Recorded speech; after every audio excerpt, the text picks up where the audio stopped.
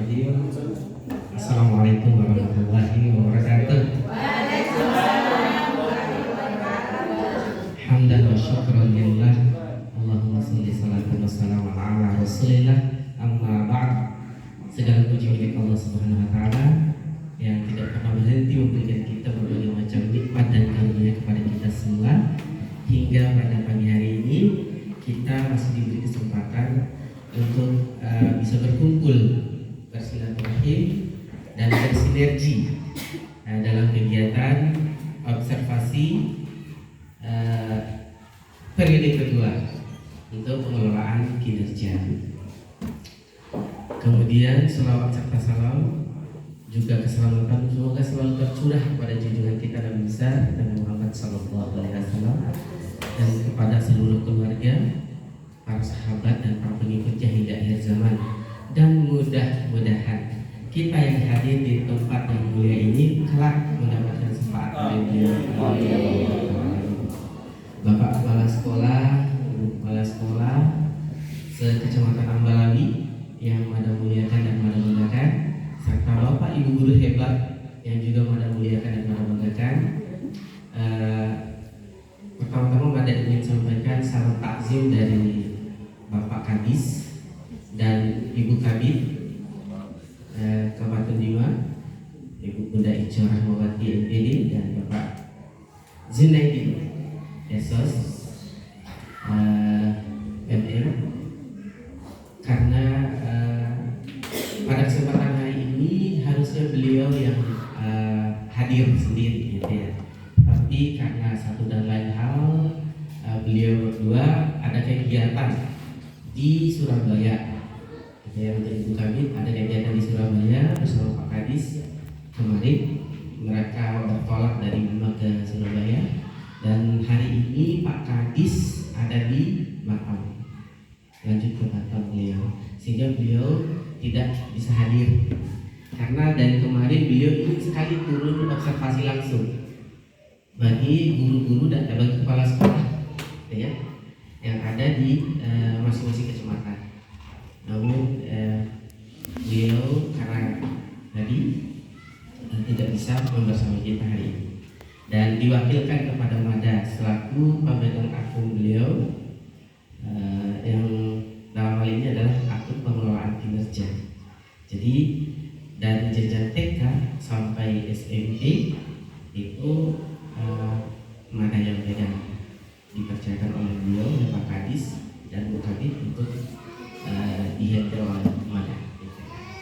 Jadi pada waktunya nanti kita observasi, kita akan melakukan observasi sebagaimana mestinya, gitu ya. Jadi tidak ada tawar menawar, gitu ya. Oke, tidak ada tawar menawar karena ini akan kita laksanakan 2 kali dalam setahun untuk tahun-tahun berikutnya, gitu ya. Sehingga apa sih pentingnya pengelolaan kinerja ini untuk kita, gitu ya, untuk kepala sekolah, untuk guru. Ini apa sih pentingnya ini?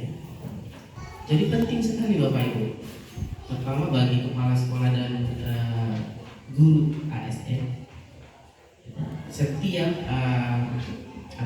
pegawai ASN P3K dan sertifikasi dan penerima BOP, gitu ya, atau penerima dana BOS, baik sekolah negeri maupun sekolah swasta itu wajib mengisi pengelolaan kinerja. Tapi kita ini masih swasta loh Pak, gitu ya. Kok kita dibebankan gitu? Dia aing terima dana BOS, aing terima BOP. Itu arti sini sekarang ya, itu kasarnya gitu ya. Jadi setiap kita yang sudah masuk ke dalam sistem ini wajib untuk pengelolaan kinerja. Lalu apa manfaatnya? Manfaatnya bagi ASN, P3K dan sertifikasi, 1, untuk kenaikan pangkat. Jadi kalau tidak melakukan pengelolaan kinerja atau pengisian pengisian pengelolaan kinerja, maka SKP-nya tidak terbit, tidak bisa diterbitkan. PAK juga tidak bisa diterbitkan. Ini satu kesatuan.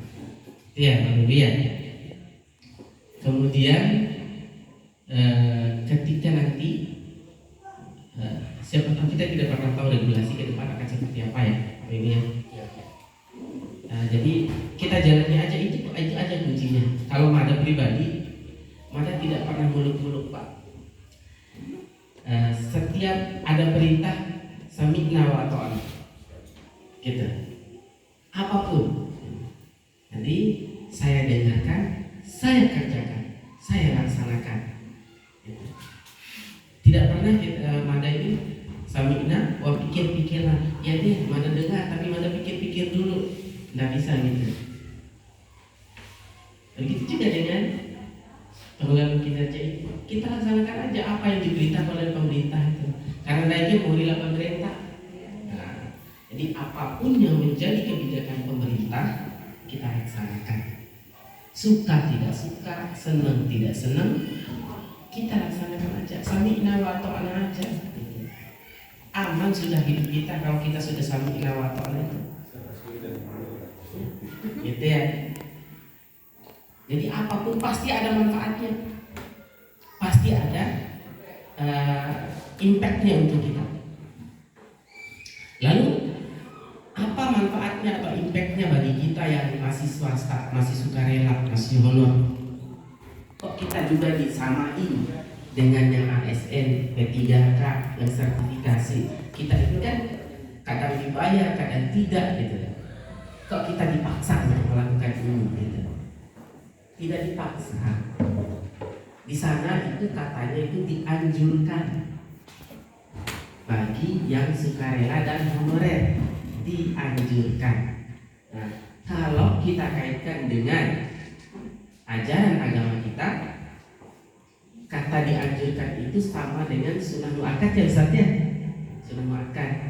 Nah, sunnah muakkad itu artinya mendekati wajib, ya kan?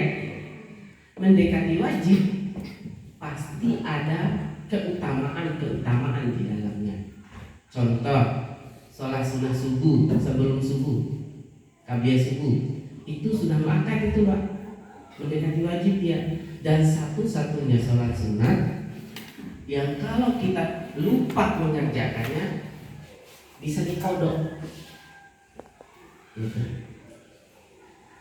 Bangun sudah kesiangan, sudah lewat nih, kita sudah pergi kemana-mana. Pas di tempat mana kita ingat, oh iya tadi saya belum sholat sunnah qabliyah subuh ya, kita langsung kerjakan. Itu muakkad itu namanya. Satu-satunya yang bisa dikodok itu sholat sunnah itu. Bawa penting, bawa ibadah, sholat sunnah itu. Ya. Begitu juga dengan, karena banyak keutamaan gitu ya, banyak keutamaan. Begitu juga dengan pengelolaan kinerja. Seperti yang sudah Anda sampaikan tadi, kita tidak akan pernah tahu regulasi ke depannya itu akan seperti apa untuk kita ini. Siapa tahu, gitu ya, dengan mengisi pengelolaan kinerja ini, kinerja kata dasarnya apa Bapak Ibu? Kerja. Ada yang kita kerjakan, pasti ada yang dibayarkan, gitu kan? Coba kita lawan tolong, tiba-tiba lain lawan pandiri kita, atau bisa gini, kita pina baru gitu ya, lembuda kaca atau lembuda bawah, aku tak kira ini sendiri, pare, lamura gitu ya, lamura, inan hawa lamura jam saya sakit pinam, 50.000 setengah hari bisa gitu ya. Kita sudah kerjakan. Tidak mungkin orang ini yang meminta kita untuk lamuran tadi itu tidak mau bayar kita. Pasti dia bayar. Dan gitu juga mungkin kita diminta untuk melakukan pengelolaan kinerja. Pengelolaan kinerja ini dinilai, kita ini dinilai gitu, kinerja kita itu untuk apa? Untuk pengembangan diri. Bisa nggak sih guru ini atau kepala sekolah ini melakukan pengembangan diri, kompetensinya bisa di-upgrade enggak nih? Dengan pengelolaan kinerja ini dilihat kinerja kita. Oh, ibu Ayu misalnya di kompetensi ini, di bidang ini, beliau ini belum memenuhi syarat. Jadi perlu dikembangkan area yang punya kompetensi ini, perlu dikembangkan. Seperti itu. Ini kumaha ya itu para pengelola kinerja. Itu yang pertama, ada kinerja, ada yang dibayarkan, siapa tahu gitu kan. Kalau kita di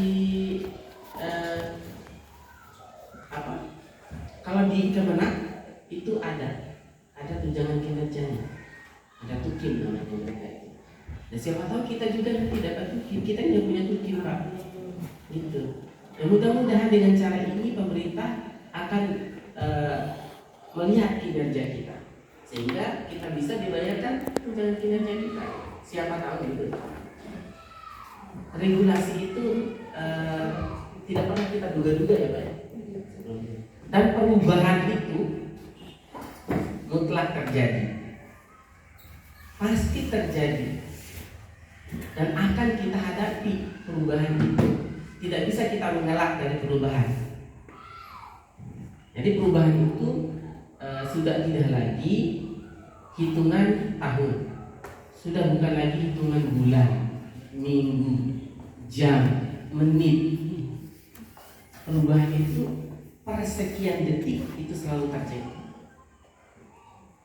Maka siapa yang mampu beradaptasi dengan perubahan, dia akan survive, dia akan bertahan. Tetapi kalau siapa yang tidak mampu beradaptasi dengan perubahan, siap-siap untuk tenggelam di lapis 7. Iya, seleksi alam Bapak Ibu. Itu seleksi alam.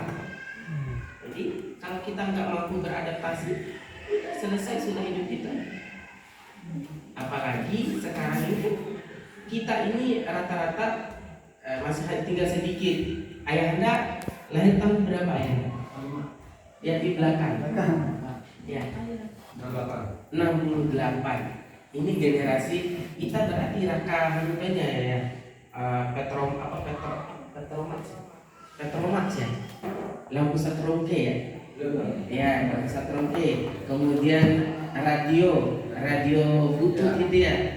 Terus TV hitam putih, rakat kita ini. Madaro rakat ya. Berarti kita segenerasi ya. Gitu ya. Jadi generasi X. Yang lain tahun 80-an itu generasi Y. Yang lain tahun 90-an itu generasi Z. Gitu ya. Yang lain milenial ya. Yang tahun 90-an itu milenial. Generasi milenial. Dan yang generasi sekarang adalah generasi Z. Diajarkan oleh generasi Y, generasi X. Dulu kita teknologi yang paling canggih itu adalah televisi hitam putih sama radio butut, itu paling canggih. Itu komunikasi kita dulu paling canggih itu Pak. Sekarang mengajarkan orang yang generasi Z yang hidup sehari-harinya itu dengan gadget, gitu. Ada Mobile Legend, ada Free Fire, gitu kan? Mana paham kita? Nah, itulah perubahan. Mau nggak mau, suka tidak suka, kita harus belajar berubah. Tapi jangan ngentoi Pak, jangan melong-melong kembali, jangan ngentoi. Di luar ya, kembali ke jangan ngentoi. Kalau ngakar dulu sih, oke mungkin bisa kita kembali gitu ya. Itu pun tidak jadi keluar di karakter lain. Uwira, kalau bocor, kalau uwi itu dipakai kalau lahir tahun 90-an ini. Lete, ada lete doang dia. Ada keluaran lete, kata keluaran. Keluar kata. Angkat nari oi. Tirwari oi. Nah, bagaimana kita ini bisa adaptif terhadap perubahan untuk membelajarkan putra putri kita generasi Z ini gitu. Yang notabene mereka ini kehidupan sehari-harinya itu adalah teknologi.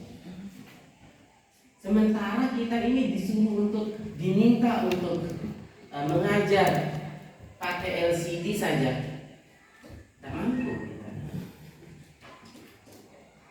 Atau menggunakan searching di HP, gitu ya. Rata-rata kita punya HP Android, tetapi jarang sekali kita manfaatkan untuk kita mengajar, gitu kan? Jarang sekali. Ay tahu apa yang tengok kita tidak kece HP nya. Kece dengan Facebook dan TikTok kan. Anak tahu. Anak karapa. Karapa. Iya. Tapi kita ke sana sekolah mati. Padahal di situ banyak sekali ada buku yang mendongeng di TK. Tidak ada alasan kita tidak mengajar tanpa buku. Ruang kelas ini adalah buku yang sangat luar biasa. Lingkungan sekolah ini adalah buku yang luar biasa. Jadi guru tidak ada alasan untuk malas-malasan untuk mengajar, sebenarnya tidak ada. Nah ini yang sedikit demi sedikit dirubah oleh pemerintah.